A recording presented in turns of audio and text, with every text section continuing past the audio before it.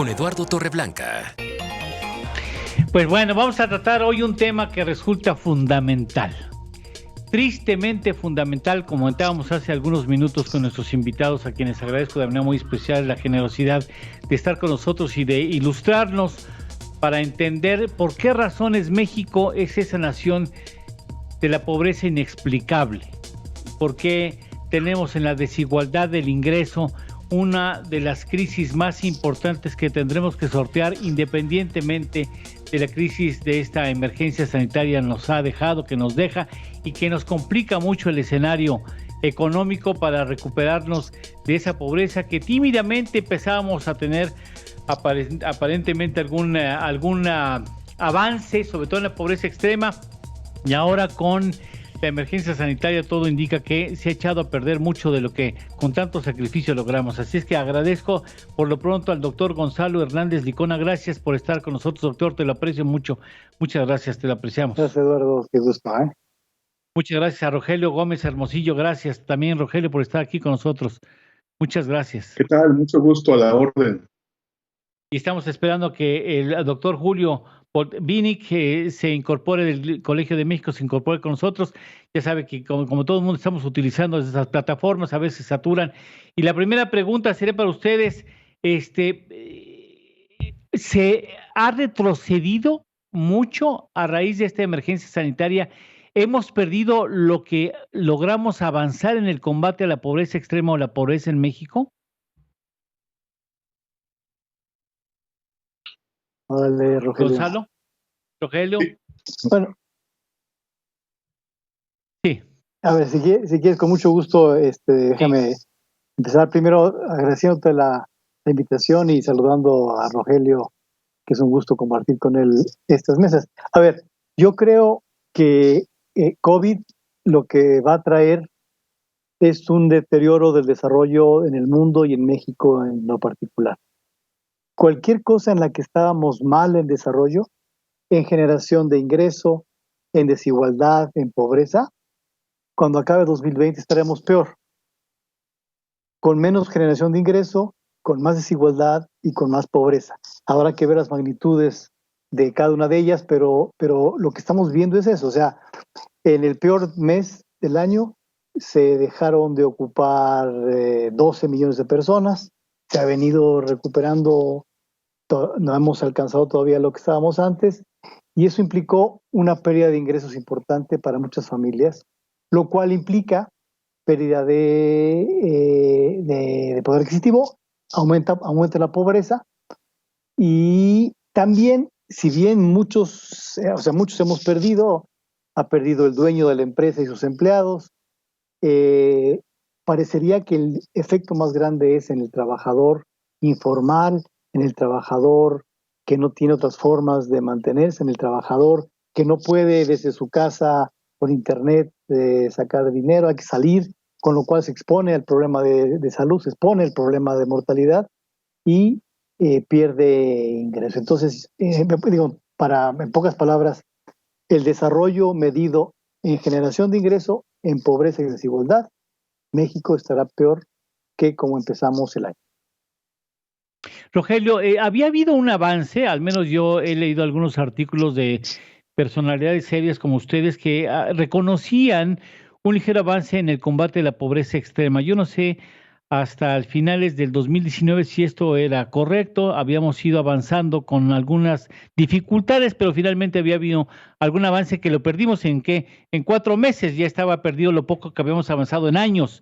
¿Eso es correcto, Rogelio?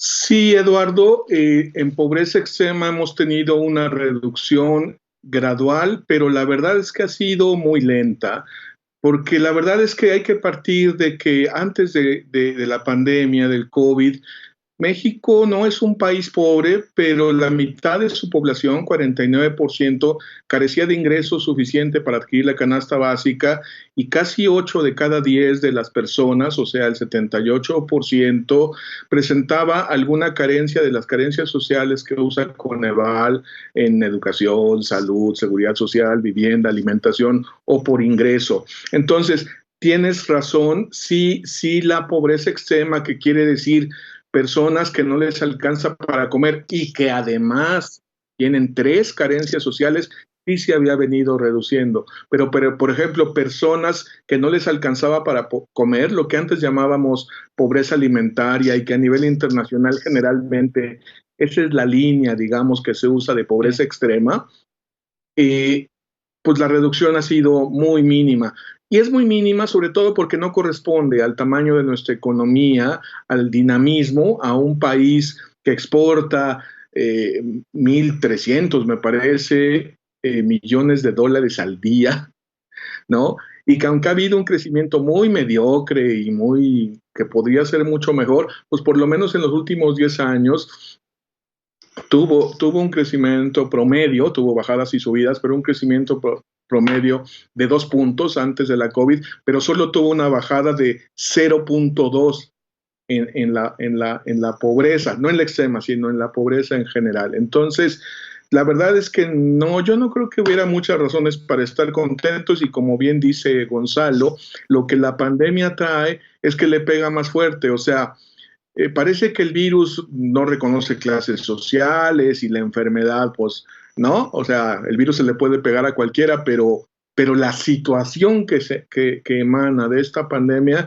no le pega igual a todos y como bien decía él, ya teníamos un mercado laboral, un mundo del trabajo muy precario y con esto se desnudó, porque entonces, por ejemplo, la mitad de las personas que tenían trabajo asalariado no tenían contrato, 40% no tenían ingresos de seguridad social y la mitad no tenían ingreso suficiente. Viene el golpe que dice Gonzalo de marzo, abril, mayo, la caída de 13 millones de personas de la población económicamente activa que de un día para otro, bueno, de unas semanas para otras, quedan fuera y pues evidentemente es un empobrecimiento generalizado que el Coneval, pues sí, pasó su medición.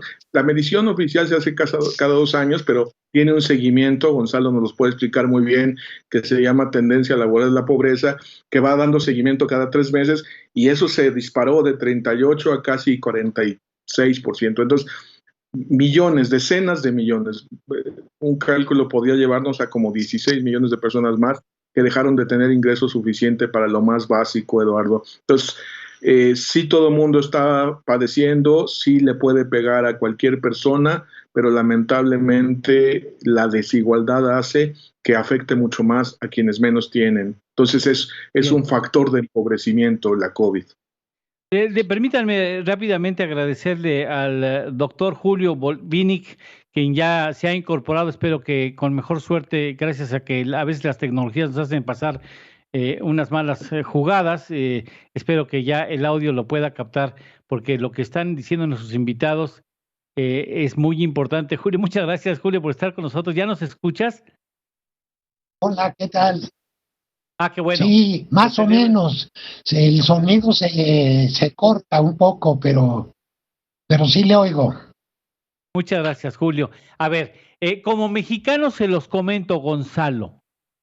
Yo amo profundamente este país como lo hacen ustedes. No acabo de entender por qué un país tan rico como es México, pero tan inmensamente rico con recursos naturales por donde quiera, arriba, abajo, al lado derecho, al lado izquierdo, por donde quieran, en el subsuelo, donde quieran.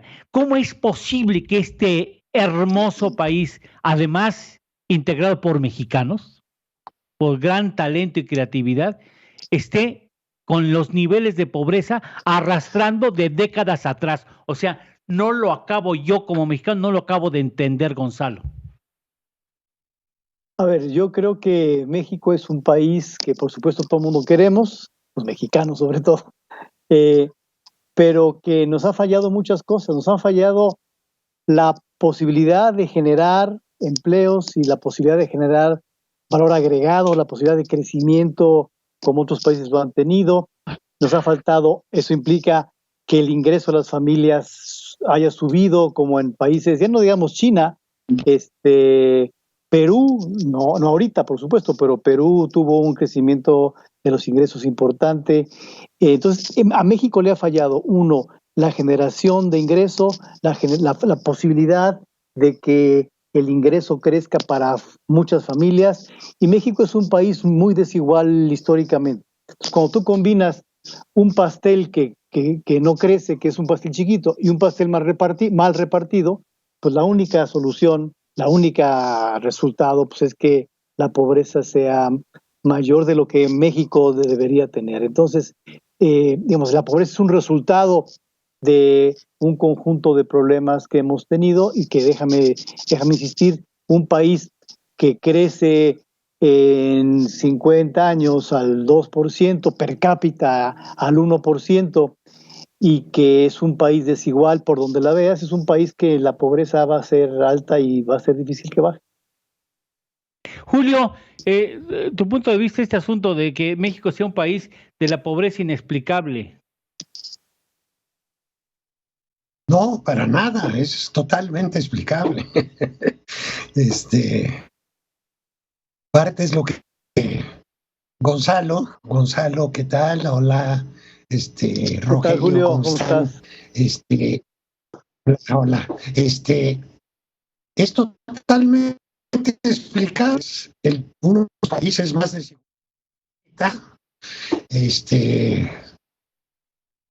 El Gini, el coeficiente de Gini de la desigualdad del ingreso, cuando se mide bien con ajuste del ingreso a cuentas nacionales, esa es la nueva noticia que les tengo. Pueden consultar estos datos en la página del Evalúa, Ciudad que está haciendo la medición de la pobreza con el MIP,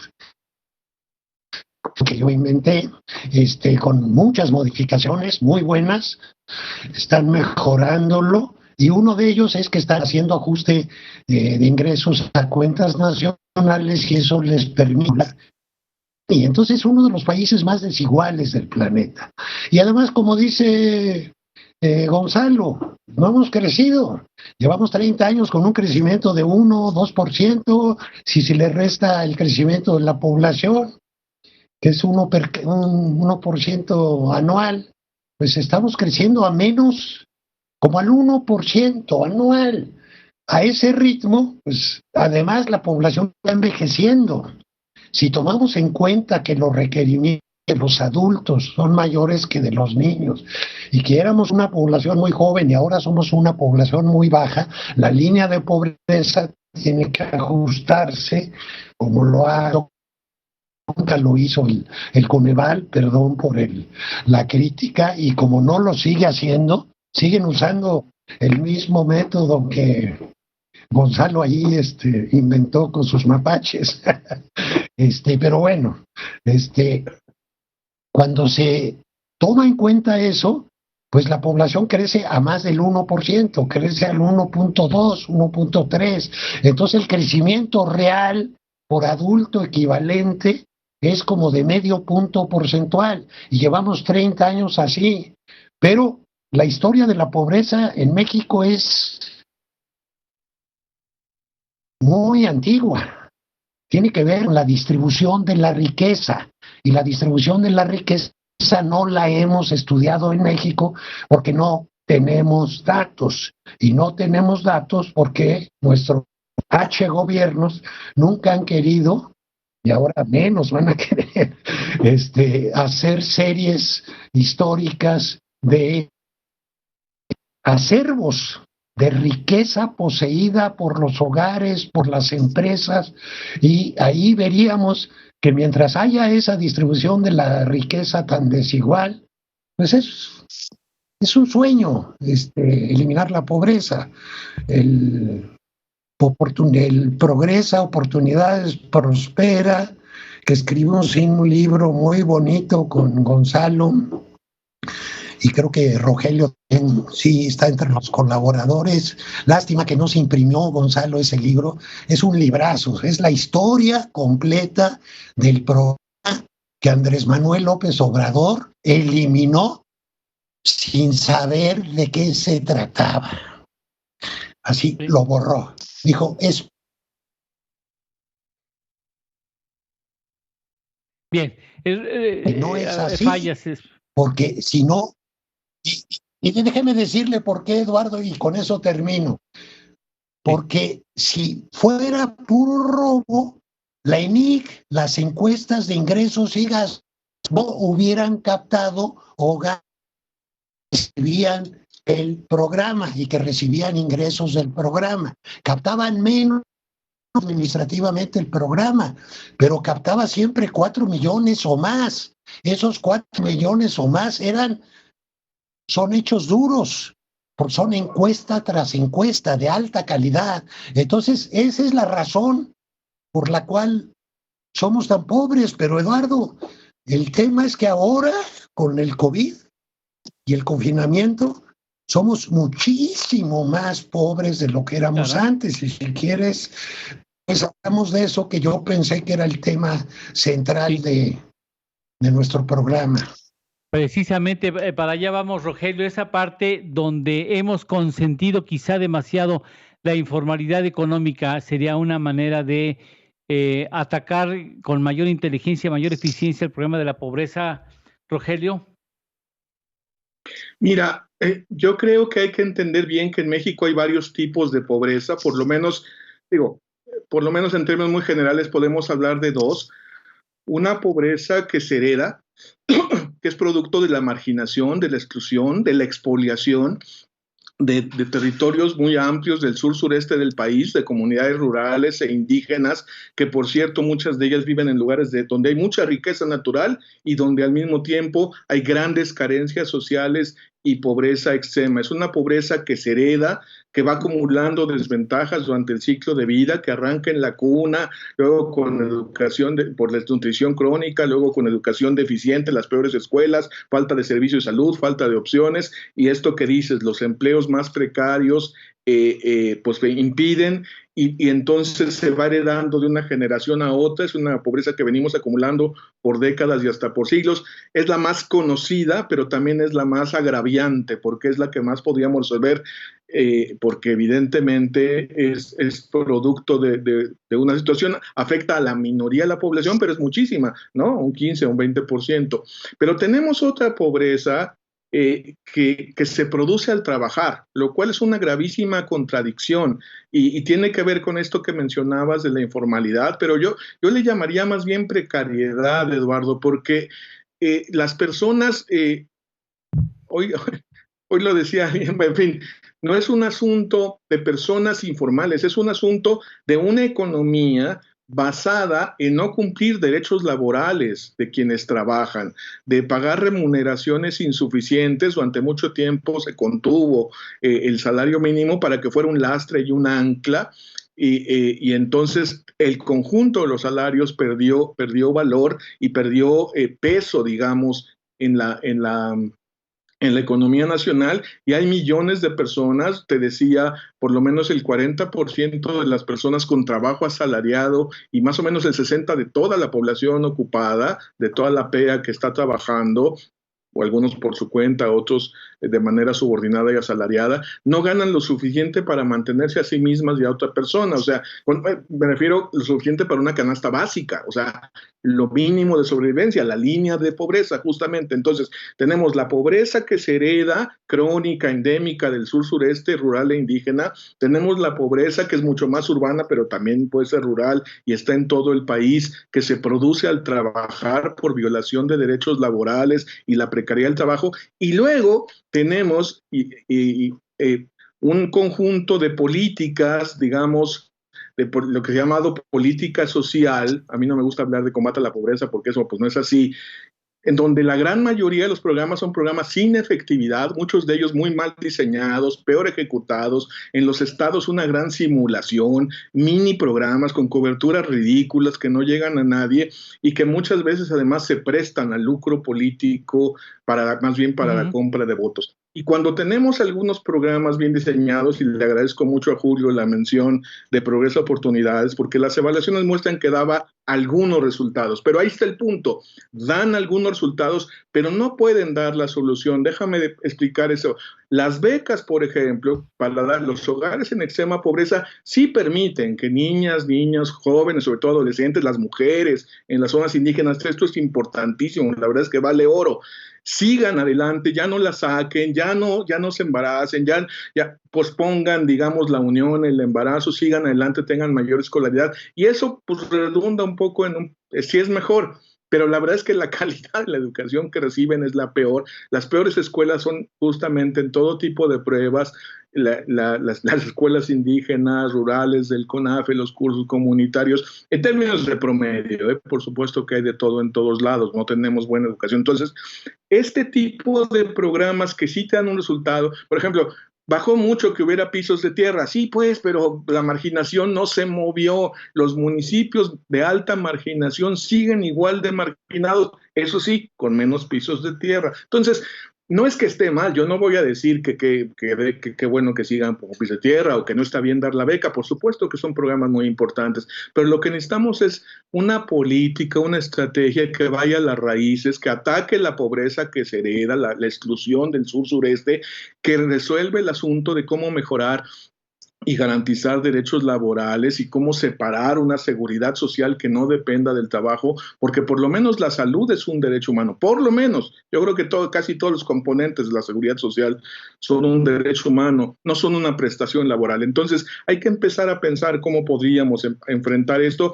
Lamentablemente, este gobierno está perdiendo la oportunidad de hacer ese tipo de reformas, ha priorizado las transferencias monetarias, las cuales pues pueden estar bien o estar regular, ¿no? Pues por ejemplo la pensión para los mayores, pues qué maravilla que haya una pensión no contributiva universal, pero no resuelve toda la problemática que estamos viendo y las causas, no va al fondo de esta situación, y en cambio sí, en algunas cosas se deteriora, como por ejemplo la atención a la primera infancia que tenía el programa Oportunidades, que no resolvía todo, pero por lo menos tenía algunos resultados. Digamos que en el país de los ciegos el tuerto rey por lo menos tenía cosas que funcionaban, pero necesitamos una nueva estrategia y tiene que ir a la raíz. La exclusión, marginación del sur, la expoliación del sur-sureste, y por un lado, y por el otro, la violación de derechos laborales y las bajas remuneraciones al trabajo. Y hay cosas obviamente que no se resuelven con decreto, pero hay otras cosas que sí tienen que ver con regulación y políticas bien pensadas, y ahí tenemos que repensar la seguridad social. Antes de ir con el doctor Julio, me gustaría, Gonzalo, que me dijeras por dónde tendríamos que recomenzar a atender este asunto, que lo que pasa es que tenemos en esto ya 30, 40 años y por obvias razones, quien no está en el antecedente de cómo se han hecho las cosas diría, bueno, ¿y por qué no lo resuelven? Si lo tienen tan claro que está el problema, ¿por dónde tenemos que comenzar a resolverlo, Gonzalo? Mira, esa es la pregunta de los muchos millones de pesos, Eduardo. A ver, y podemos estar aquí horas con soluciones, pero déjame poner una solución o un enfoque que me parece que es bien importante, y es el siguiente. Estamos diciendo en tu programa que la pobreza es un problema enorme para el país y que no hemos podido solucionarla. Ha habido programas que algunos un poquito sí, otros menos. Pero yo diría, si reducimos la pobreza sin tener un enfoque de una mayor igualdad de oportunidades, una mayor igualdad, un país mucho más justo, un país, Eduardo, en el cual el día de mañana, no importa si eres hombre, mujer, indígena, no indígena, preferencia sexual, la que tú quieras, que esos grupos de personas tengan chances similares de participar en la actividad económica, social y política que se le pegue su gana.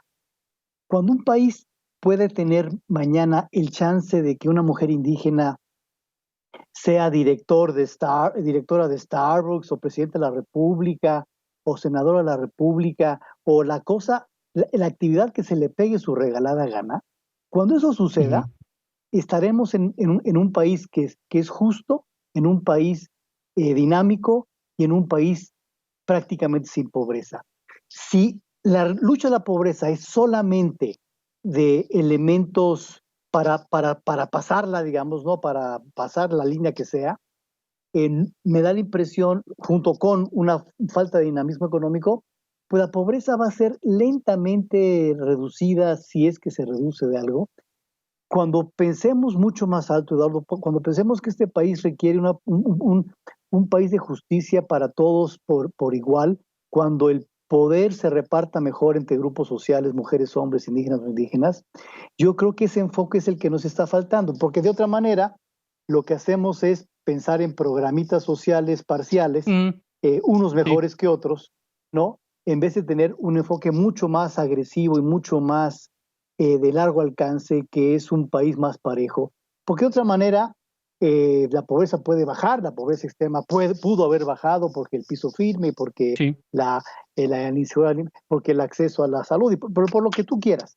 Pero no hemos dado el cambio para decir, hoy una mujer indígena tiene igual chance de hacer lo que se le pegue su gana con su vida que un hombre no indígena, por ejemplo, ¿no? Y este es un país que es el que estamos hoy, y lo que decíamos al principio, Eduardo, lo que COVID vino a hacer fue a empeorar las cosas que ya teníamos mal al principio. Teníamos falta de generación de ingreso, teníamos pobreza, teníamos desigualdad, y lo que está haciendo COVID en este año y seguramente en el siguiente es empeorar esas tres cosas. Pues entonces yo diría, saquemos al niño del pozo, saquemos la bronca de la COVID, pero no basta con hacer eso, hay que cerrar el pozo, y cerrar el pozo implica tener un país mucho más justo, mucho más con mucho más eficiencia y con mucho menos pobreza, porque el día de mañana nos puede pasar otra cosa igual, puede ser un virus, puede ser un terremoto, puede ser lo que sea, y va a ser lo mismo, ¿no? Doctor Volvini, que yo como mexicano, lo que bien apunta el doctor Gonzalo Hernández Licona, yo honestamente en el actual gobierno no lo veo. O sea, no veo esa intención de plantear el asunto estratégicamente para atenderlo en el mediano y largo alcance, con una voluntad y sobre todo con políticas públicas estratégicamente aplicadas y sostenidas en el tiempo. Su opinión, por favor. Bueno, con mucho gusto te doy mi opinión, Eduardo, pero pues yo creo que estás desviando el tema central. Yo preparé gráficas de cuál ha sido el impacto de empleo en el ingreso y en la pobreza. Y pues estás haciendo las preguntas que se te ocurren, pero bueno, con mucho gusto te la respondo.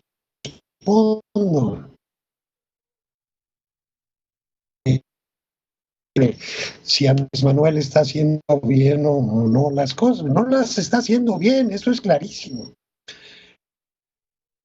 programa que llevaba 4 sexenios, bueno, y medio, la mitad del de Cedillo, los 2 panistas y el de Peña Nieto, y que tenía pues toda una lógica. La critiqué muy dura en el trabajo que publicó hice una crítica muy, muy dura al programa y dije que debería desaparecer, pero debería desaparecer a cambio ¿de qué? Del ingreso ciudadano universal. Ese es pensar en grande, y eso es pensar en erradicar la pobreza, garantizarle a todos los habitantes de este país un ingreso desde que nacen el día que los entierran.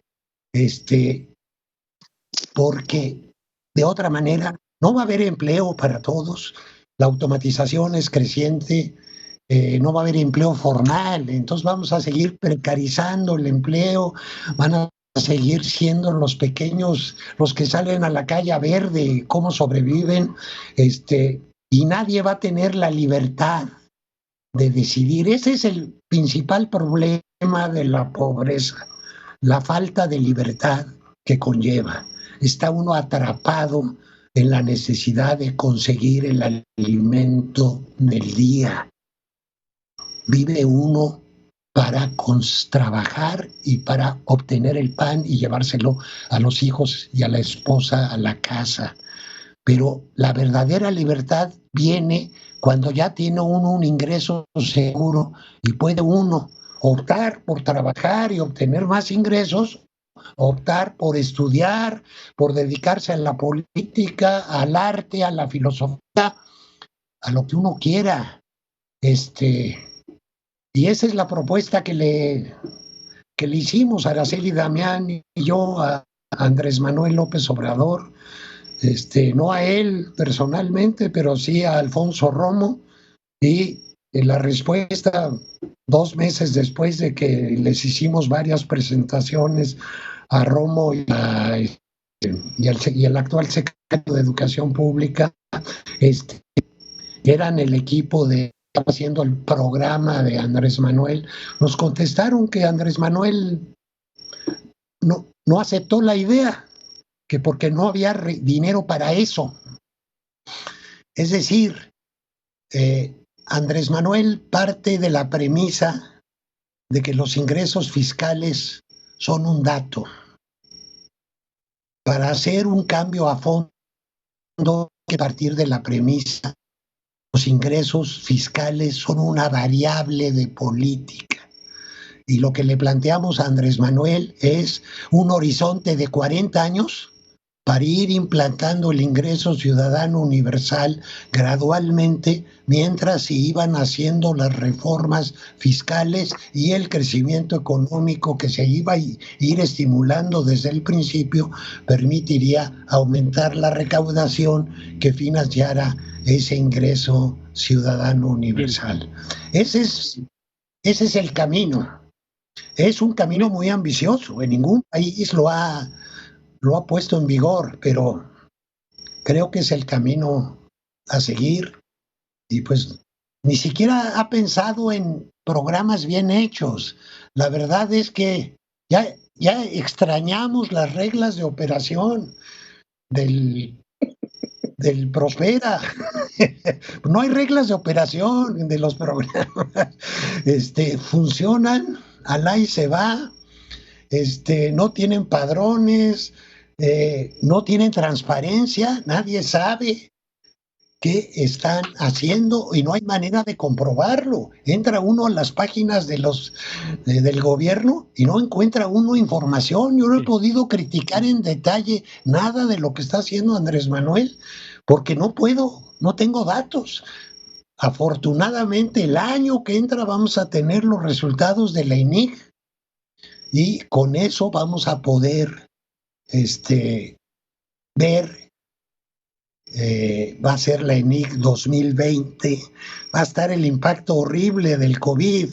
Miren, según mis cálculos, la pobreza de marzo del 2020 a abril del 2020 es una pobreza laboral, es solo con ingresos laborales, porque se basa en la ETOE primero y después en la ENOE, cuando empezó nuevamente a levantar la ENOE. La ETOE es la encuesta telefónica de ocupación y empleo, la ENOE es la encuesta nacional de ocupación y empleo, que levanta el INEGI. Con base en esos, yo calculé que en marzo la pobreza de los ocupados, sin vincularlos a su familia, sino si tuvieran que convivir en la familia promedio nacional, aportarían el ingreso suficiente para que esa familia no fuera pobre. No te rías, Gonzalito. Ese es el verdadero criterio para pues vi tu sonrisa burlona, mano. Pues, acuérdate que nos estamos viendo la cara aquí todo el tiempo. Para nada, maestro, estoy aquí leyendo una cosa, no, para nada. Bueno, esa es el verdadero forma de calcular cuánto debería ser el salario mínimo, cuánto debería ganar una persona pensando que vive en la familia promedio y hay un promedio de ocupados y un promedio de personas dependientes, cuánto tendría que ganar para que esa familia tuviera un ingreso suficiente. Entonces, me dio 70% de pobreza laboral en marzo del 2020, antes del COVID. Al mes siguiente, el nivel se disparó a 90%.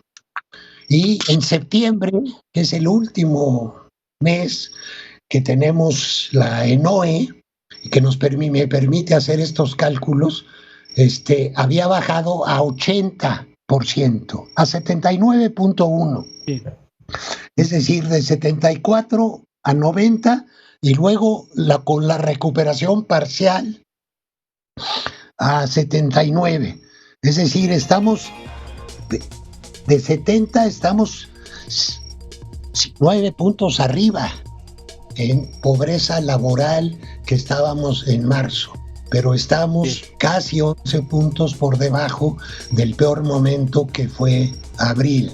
Bueno, así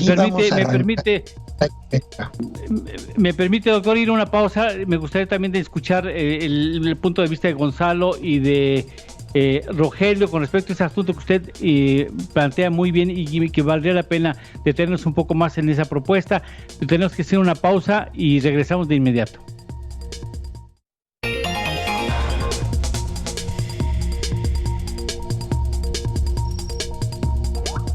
El doctor Volvini, que ha puesto sobre la mesa, me parece, elementos muy importantes que me gustaría escuchar tu consideración a lo que nos ha expresado Gonzalo, por favor.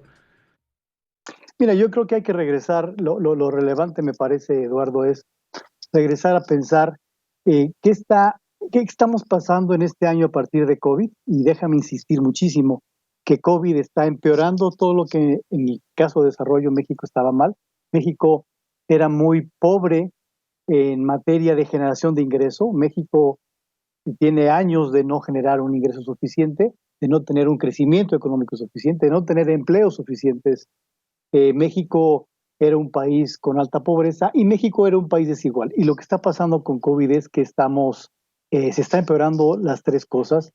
Y yo creo, como lo hemos dicho en otros momentos, que el gobierno no puso la atención adecuada a ninguno de estos tres temas, ¿no?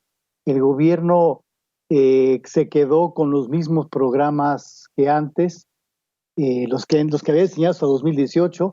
No hay nada nuevo para un problema tan grande. El gobierno piensa que con los programas que diseñó hace un año el gobierno está dando salida al tema de la pobreza. No es así. Por supuesto, la transferencia monetaria a los grupos diversos pues es importante, es insuficiente, pero es importante, pero no atendió ni el desempleo, ni la pérdida de empleo, ni la pérdida del trabajo, ni el apoyo a diferentes tipos de empresas chiquitas, pequeñas sobre todo. Entonces, lo que está pasando es que los programas que tenemos hoy, los programas sociales, son insuficientes, no solamente para COVID, eran insuficientes desde antes. Y déjame entonces, programas que no se renovaron, programas que no se generaron nuevos para la bronca tan grande. O sea, la realidad de marzo de 2020 es diferente a la de diciembre de 2019. O sea, no es otro país ya y se debió haber hecho algo diferente. Pero no solamente eso, esos programas anteriores atendían una parte chiquitita del problema. Por supuesto, insisto, darle atención y transferencia a adultos mayores, la transferencia a población con discapacidad es importante, pero es claramente insuficiente porque la solución de la pobreza y de la desigualdad, y sobre todo la desigualdad de oportunidades, no es solamente a base de ingresos, es a base de el acceso efectivo a los derechos. Y eso implica no solamente ingresos, Eduardo, también implica el apoyo a la oferta de servicios y el apoyo a la calidad de servicios. El caso de las estancias infantiles es un buen ejemplo. O sea, las mujeres, sobre todo las mujeres que buscan hacer algo más con su tiempo que solamente los cuidados, requieren estancias para sus hijos, para que tengan la libertad de hacer con su tiempo lo que quieran, incluyendo trabajar. Y eso implica tener la forma de poder pagar esa estancia, pero de que la estancia exista y sea de calidad. Si tú nada más solucionas la parte del pago, o sea, de la transferencia a la madre, y dejaste de apoyar la oferta del servicio y la calidad del servicio, pues te quedas con 800 pesos en la mano que los puedes usar para muchas cosas, pero no para solucionar el problema de la estancia de tus hijos. Si tú tienes lana de la beca y tienes una escuela que está muy lejos y es de mala calidad, te quedas sin la solución del acceso efectivo a los derechos. Por lo tanto, el tema económico es claramente insuficiente. Y el gobierno, por lo tanto, no hizo una política social, desde mi punto de vista, con enfoque de derechos en ese sentido amplio. Por lo tanto, estamos pues como un mundo que no es el adecuado, en México que no es el adecuado, con programas que no fueron diseñados para la pandemia y con programas mal diseñados para la política social en un sentido amplio, ¿no? Es decir, Rogelio, no se están atendiendo las cuestiones estructurales, las razones estructurales del problema de manera integral. Sí, no, el enfoque es muy limitado. Como dice bien el doctor Volvitnik, la verdad es que ni siquiera tenemos información completa, pero la información que hay muestra coberturas muy limitadas, sesgadas y insuficientes en dos sentidos. Uno, para enfrentar la emergencia de la pandemia. O sea, lo que pasó con la pandemia es que las personas perdieron su ingreso, total o parcialmente.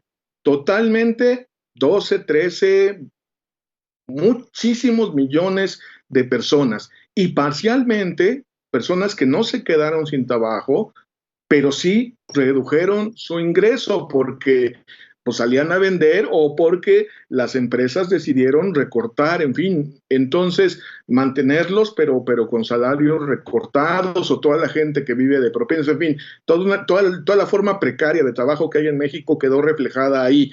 Poder correr fácilmente, poder reducir salarios, perder ingresos.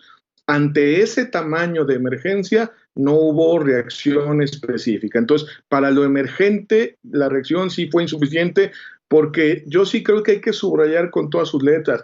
La beca está muy bien para mantener a una niña indígena yendo a la escuela, pero no resuelve la problemática del desempleo que genera el COVID, y luego tampoco la situación estructural que estábamos mencionando de que esa educación sea una herramienta, sea el ejercicio de un derecho, ¿no? Y ahí creo que coincidimos todos. El doctor Volvitnik tiene una visión bien interesante de las cosas que hay que desmercantilizar. Yo entendería que se trata, yo lo diría, de generar bienes públicos, de generar, digamos, que el sistema educativo, el sistema de salud pública funcione con igualdad para todas las personas. Y mira, estamos en una pandemia y el sistema de salud nomás no, o sea, venía muy mal, pero no le aumentaron los recursos, Eduardo. Es como un poco incomprensible. O sea, cuando uno mira los datos, jalan la cobija de un lado para el otro. O sea, seguramente sí se compraron más respiradores y se habilitaron camas y hospitales, pero se quitaron de otro lado. O sea, entonces, eso no es aumentar, eso no es enfrentar una emergencia.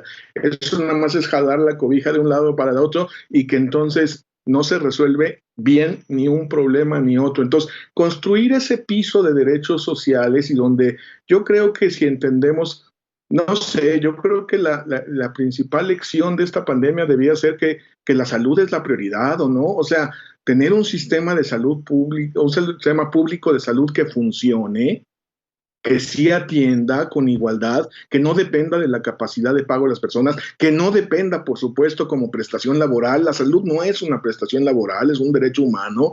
Entonces, que se financie con impuestos generales es una reforma a largo plazo. Me gustó que Julio hablara de un programa a 40 años. Así sí, pues ahí sí veo el ingreso básico universal, pero pensando en 10, 15, yo pongo primero, digamos, la construcción del sistema de salud, y en todo caso un ingreso garantizado para quienes no lo tengan, o sea, un ingreso básico garantizado. Digo, podemos discutir mucho ya los temas, pero la base, creo, es sí atender las cuestiones estructurales, y lamentablemente no lo estamos haciendo, pero tampoco la emergencia. Esa dualidad de ni lo uno ni lo otro sí es como muy dolorosa, y lo que va a pasar es un poco lo que ya anticipaba Julio, y ya dicen los datos de Coneval, que vamos a tener 10 millones más de personas en pobreza, 6, 8 puntos más. Entonces, claro, fíjate que va a pasar. Nada más termino con esto, y ahí, Julio, para el debate va a estar bien interesante, porque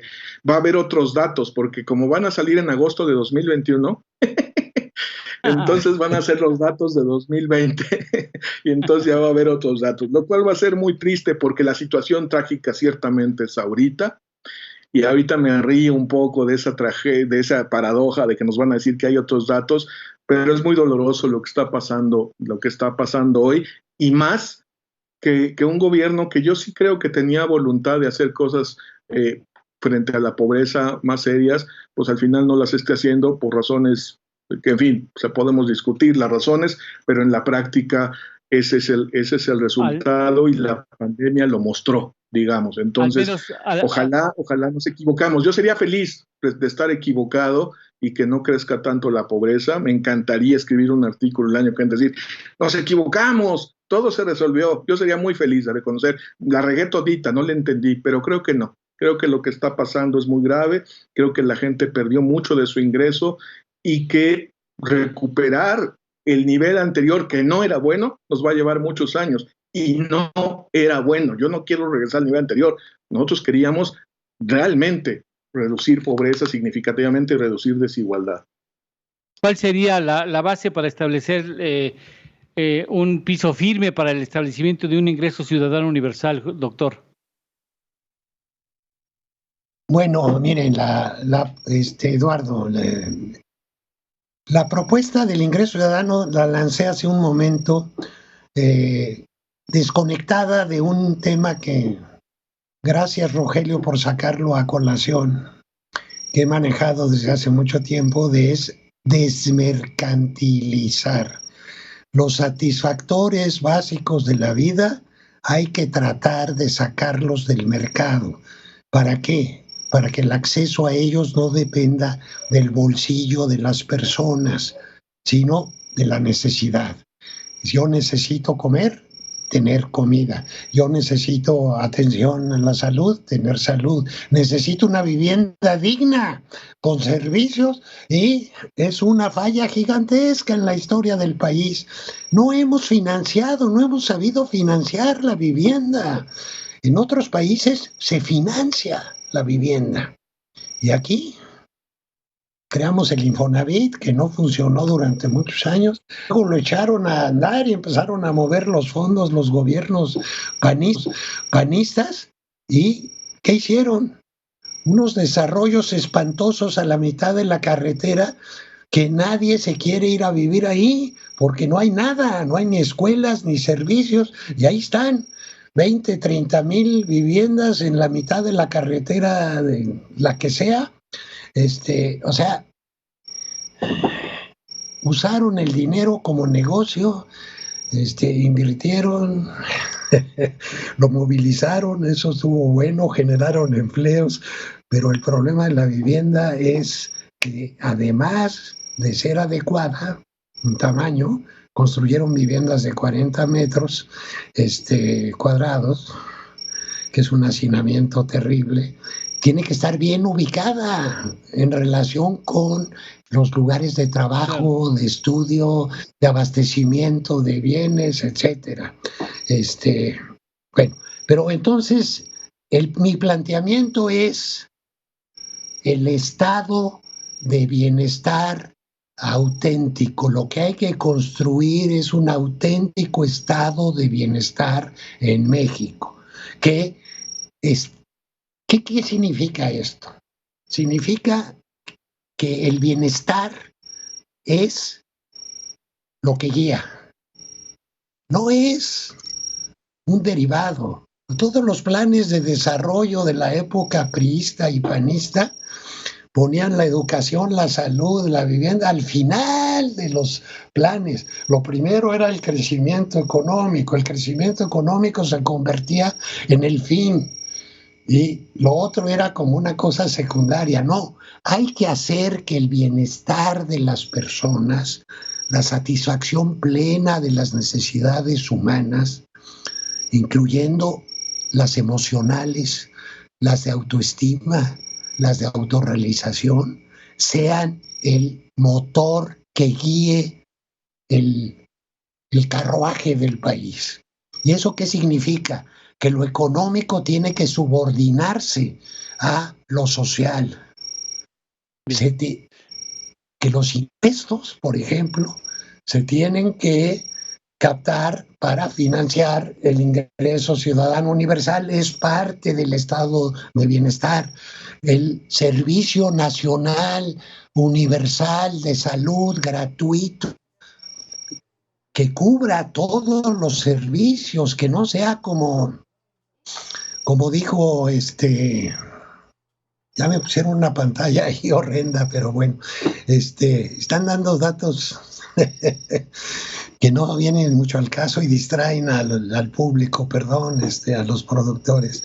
El ingreso, es decir, el estado de bienestar, el ingreso debe ser un medio para satisfacer necesidades, la producción un medio para producir los satisfactores, la economía estar al servicio del bienestar de las personas. Eso se logra con un estado de bienestar auténtico, muy desarrollado, más allá de lo que han desarrollado los suecos y los noruegos, pero que se puede construir.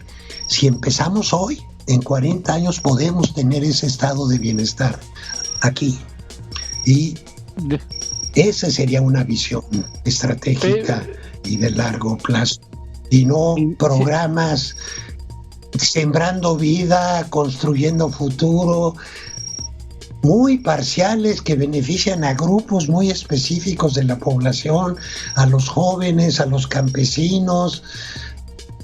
Incluso el de adultos mayores, pues es un grupo de edad, nada más. El de discapacidad es una vergüenza. Se le da el apoyo, la transferencia de discapacidad. Déjeme terminar esta idea nada más. Y se les da el apoyo de discapacidad hasta los 17 años, 11 meses y 29 días. Cuando cumplen 18 pierden el apoyo a la discapacidad y lo metieron en la Constitución. Por favor, así, como un derecho de los niños a discapacitados a recibir un apoyo, en lugar de ser un derecho universal y en un transitorio de la Constitución poner que la cobertura se va a ir haciendo por periodos de 4 o 5 años en que se va a ir ampliando los grupos de edad cubierto hasta llegar al 100%. ¿Cómo se cubre el de adultos mayores? Ahí sí se cubre al 100%. Ese es el planteamiento estratégico que yo he insistido en él desde hace 20, 30 años. Permítanme ir una pausa rápidamente porque tenemos que ir ya a otro programa y regresamos con ustedes con una consideración final. Muchas gracias. Vamos a un corte.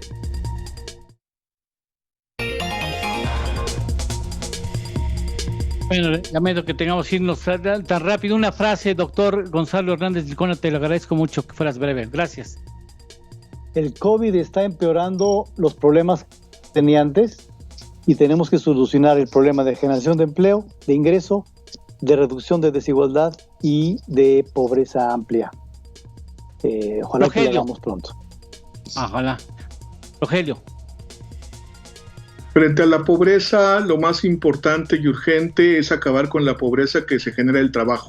Es una contradicción, es un escándalo, y para avanzar en un estado auténtico de bienestar, el paso número 1 es que la salud, un sistema público de salud que funcione para todos, es la prioridad, debe ser la prioridad número 1 del país. Muchas gracias, Rogelio. Doctor Volvinic. Bueno, yo quiero decir que el nuevo gobierno no está haciendo un planteamiento estratégico a largo plazo y tampoco ha hecho un planteamiento adecuado para enfrentar la epidemia de COVID, que ha aumentado muchísimo la pobreza y la desigualdad. Entonces estamos muy lejos de lo que... Y tenemos que unir fuerzas los que hemos trabajado en estos temas para hacer los planteamientos y convencer a la opinión pública y en algún momento al presidente de la República que tiene que hacer ahora sí, para sus últimos 4 años de gobierno, un programa estratégico, sistemático y que al mismo tiempo combata la emergencia que todavía va a seguir en 2021. Agradezco de manera muy especial, señores, la gentileza de habernos considerado dignos de recibir sus puntos de vista muy interesantes. Espero que la próxima ocasión que trataremos este tema, porque no hemos sino apenas iniciado el tratamiento de un tema fundamental para el futuro nacional. Muchas gracias, Gonzalo, gracias, Rogelio, muchas gracias, doctor Volvinic.